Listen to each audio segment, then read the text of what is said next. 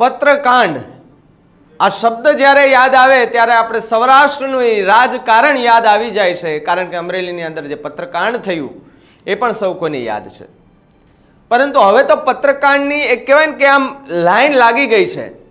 ગઈકાલથી એક મુદ્દો ખૂબ ચર્ચામાં આવ્યો અને એ છે ગીર સોમનાથ જિલ્લાના કલેક્ટર, એની સામે પૂર્વ સાંસદ દિનુ બોઘા.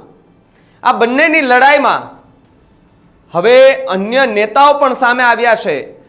હવે એક એવા નેતાનું નામ સામે આવ્યું છે જેનો પત્ર વાયરલ થયો છે કે જેમાં દિનુ બોઘા પણ ભારતીય જનતા પાર્ટી સાથે જોડાયેલા છે. તો બીજા એક ભાઈનું નામ સામે આવ્યું છે, એનો પત્ર વાયરલ થયો છે, એ પણ ભારતીય જનતા પાર્ટી સાથે જ જોડાયેલા છે. પરંતુ એ દિનુભાઈ સોલંકીને સપોર્ટ કરવાને બદલે ક્યાંક કલેક્ટરનો બચાવ કરતા હોય તે રીતનું દેખાઈ રહ્યું છે. આરોપો ઘણા બધા મૂક્યા છે. પત્ર વાયરલ થયો છે તેના વિશે ચર્ચા કરવી છે. નમસ્કાર, આપ જોઈ રહ્યા છો ન્યૂઝ રૂમ અને આપની સાથે હું ભાવી. પહેલા પત્રથી શરૂઆત કરીએ. જે પત્ર વાયરલ થયો છે તેમનું નામ છે જેઠાભાઈ દાનાભાઈ સોલંકી અને આગળ પત્રમાં શું લખ્યું છે તેના વિશે ચર્ચા કરીએ તો સીધો જ આ પત્ર છે એ નરેન્દ્ર સાહેબ મોદીને લખવામાં આવ્યો છે. અહીંયા તમે વાંચી શકો છો કે પ્રતિશ્રી માનનીય શ્રી નરેન્દ્રભાઈ મોદી સાહેબ, વડાપ્રધાન શ્રી, ભારત સરકાર, નવી દિલ્હી. આ નવી દિલ્હી સુધી પત્ર પહોંચ્યો છે. હવે તમે આ પત્ર જ્યારે આખો વાંચશો, તમે આખો વિડીયો મારો જોશો ને, તમે પણ કહેશો કે કોણ સાચું ને કોણ ખોટું, માથું કંઈક અલગ દુખે છે ને પેટની દવા કોણ લેવા જાય. બસ આ એ જ રીતે છે આમાં.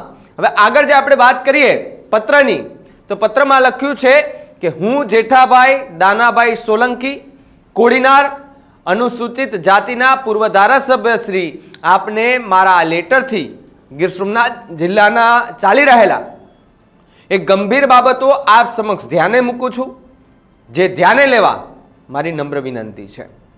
ખૂબ મોટા ખુલાસા થયા છે આની અંદર. સર, તાજેતરમાં કોડીનાર નગરપાલિકાની ચૂંટણી પૂર્ણ થઈ છે, જેમાં કોડીનાર શહેરનું અને તાલુકાની પ્રજાનું આપના પ્રત્યે અને ભારતીય જનતા પાર્ટી પ્રત્યે ખૂબ સારું વલણ છે. જે ચુકાદો પ્રજા સતત ભાજપને એક ભારતીય જનતા પાર્ટી પ્રત્યે આપે છે, પણ કોડીનાર તાલુકા પાર્ટી મહાન નથી, ત્યાં વ્યક્તિ મહાન છે. જે પાર્ટીના નામ ઉપર દિનુ બોઘા સોલંકી મત લઈ અને જીત્યા બાદ પાર્ટીના જ સાચા કાર્યકર્તાઓને કચડી નાખે છે, તેમની વિરુદ્ધમાં કોઈ પણ બુલંદ અવાજ કરી શકતું નથી. પહેલો જ મુદ્દો અહીંયા હતો અને પહેલા જ મુદ્દા તમે જુઓ કે સીધું જ પ્રહાર પૂર્વ સાંસદ દિનુ બોઘા સોલંકી પર કરવામાં આવ્યો કે ભાઈ કંઈ પણ કરે એમની સામે કોઈ બુલંદ અવાજ ઉપાડવા વાળું નથી. બીજે આગળ શું લખ્યું છે? સાહેબ, આપશ્રીને વિશેષ જણાવું છું કે દિનુભાઈ સોલંકી પૂર્વ સંસદ હમણાં 2 દિવસથી જિલ્લા કલેક્ટર શ્રી સામે તેઓ વ્યક્તિગત અહમ સંપોષવા માટે જિલ્લાના એક જાબાજ કલેક્ટર શ્રી વિરુદ્ધ બેફામ વાણી વિલાસ કરી રહ્યા છે.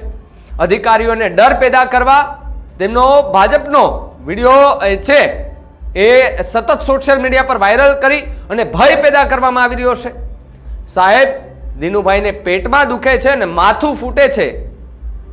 તેમના દ્વારા પાંજરાપોળની કરોડો રૂપિયાની જમીન પચાવી પાડે, તેમની વિરુદ્ધમાં સરકારશ્રીના પરિપત્રો મુજબ જે જમીનને ખાલસા કરવા હુકમ કરેલ, જેથી આ ભાઈ રઘવાયો થયો છે અને તેમના સ્વાર્થ ખાતર કલેક્ટર દિગ્વિજય જાડેજા સાહેબ વિરુદ્ધ ખૂબ જ વાણી વિલાસ કરે છે. આ ભાઈએ અનેક અધિકારીઓ પર હાથ પણ ઉપાડી લીધો છે.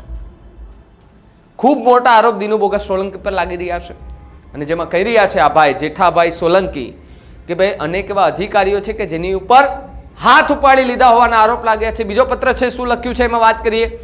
ડરાવી ધમકાવેલ છે, જેનો હું સાક્ષી છું. આવા બનાવો એક બે નહીં પણ અનેક વિભાગના અધિકારીઓને મારી, ડરાવી તેમના કાળા કામો કરાવેલ છે.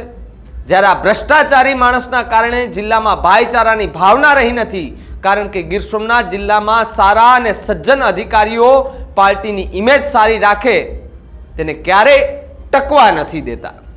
અહીંયા મુખ્ય વાત અધિકારીઓની પણ કરી છે. દિનુ બોઘા સોલંકી પર આક્ષેપ કરતા કહ્યું છે કે કોઈ એવો અધિકારી નહીં હોય કે જેને ડરાવ્યો ધમકાવ્યો નહીં હોય. હું સાક્ષી છું એવું જેઠાભાઈ સોલંકી કહી રહ્યા છે.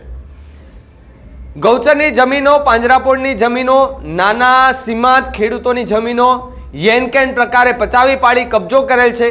જેની વિરુદ્ધ એક પ્રામાણિક અધિકારી, તેઓએ સોમનાથ મંદિરની બાજુમાં જે કરોડો રૂપિયાની જમીનના કબજા માથાભારે તત્વો કરી બેઠેલા હતા, તેને કોઈ પણ ખુલ્લા ન કરાવી શકે તેવી જમીન સરકારની વાહવા થાય તેવી કામગીરી કરેલ. એટલું જ નહીં પણ ગીર સોમનાથ જિલ્લામાં ગાયકવાડ સરકારશ્રી ખેડૂતોના પ્રાણ પ્રશ્નોનું નિકાલ નથી કરી શકી તેવા પ્રશ્નોનું આ જાબાજ અધિકારીએ પ્રજાના કાયદાનું રક્ષણ આપી તેની કામગીરી પણ કરી ખુશ કરેલ છે. જ્યાં આ માથાભારે માણસ જિલ્લાના સારા અધિકારીઓ અને કર્મચારીઓને ટકવા નથી દેતા, આ સન્માનીય વડાપ્રધાન નરેન્દ્ર મોદી સાહેબ અને ગુજરાત રાજ્યના મુખ્યમંત્રી બંને વડીલોને વિનંતી કરું છું કે આ ભાઈ અધિકારીઓ ઉપર અભદ્ર ભાષાનો ઉપયોગ કરી દબાવી રહ્યો છે, જે અંગે આપ નિષ્પક્ષ તપાસ કરી આ માથાભારે વ્યક્તિ સામે કાર્યવાહી કરવા અને બાહોશ અને નિડર પ્રામાણિક અધિકારીઓ કર્મચારીઓને સારી રીતે રક્ષણ મળે તેની સરકાર કટાક્ષથી વ્યવસ્થા કરવા આપ શ્રીને વિનંતી કરું છું. આ લેટર છે એ ક્યાં મોકલવામાં આવ્યો છે તો નકલ રવાના જાણ સારુમાં લખ્યું છે માનનીય ભૂપેન્દ્ર પટેલ સાહેબ, મુખ્યમંત્રી ગુજરાત રાજ્ય ગાંધીનગર. આ ગાંધીનગર મુખ્યમંત્રીને પણ પત્ર લખવામાં આવ્યો છે, સાથે સાથે આ પત્ર દેશના વડાપ્રધાન નરેન્દ્ર મોદી સાહેબને પણ લખવામાં આવ્યો છે. હવે હું વાત એ કરું છું, એક જ પક્ષના બે લોકો એક કલેક્ટરની વિરુદ્ધમાં બોલે છે, એમના કાળા કામો કદાચ બહાર પાડવા એ તમતોડ મહેનત કરી રહ્યા છે, તો બીજી તરફ એ જ પક્ષના કાર્યકર્તાઓ એટલે ભારતીય જનતા પાર્ટીના જ કાર્યકર્તા હોય તો જો કે બોલવામાં કશું વાંધો નથી, જગ જાહેર થઈ ગયું છે, હવે તો બોલી શકીએ. ભારતીય જનતા પાર્ટીના એક નેતા એ અધિકારીની ફેવરમાં બોલી રહ્યા છે કે ભાઈ એ અધિકારી ખૂબ સારું કામ કરી રહ્યા છે. એટલે હવે ગીર સોમનાથ જિલ્લાના રાજકારણમાં, આમ તો રાજકારણ એટલે પર્ટિક્યુલરલી ભારતીય જનતા પાર્ટીની અંદર ખૂબ મોટો વિખવાદ શરૂ થયો છે અને આ વિખવાદ ચરમસીમાએ પહોંચે તો પણ નવાઈની વાત ન કહી શકાય. દિનુભોગા સોલંકી અને દિગ્વિજયસિંહ જાડેજા ગીર સોમનાથ જિલ્લા કલેક્ટરની આ લડાઈ પર તમારું શું માનવું છે અમને કમેન્ટ કરીને ખાસ જણાવજો. અને જો આવા જ બધું સમાચાર જોવા હોય તમારે પોલિટિકલ, તો પહેલા અમારી ચેનલને સબસ્ક્રાઇબ કરી લેજો, બેલ આઇકનને દબાવી દેજો. પડે પડના અપડેટ અને પડે પડના સચોટ સમાચાર તમને તમારા મોબાઈલ પર તરત જ મળી જશે. નમસ્કાર.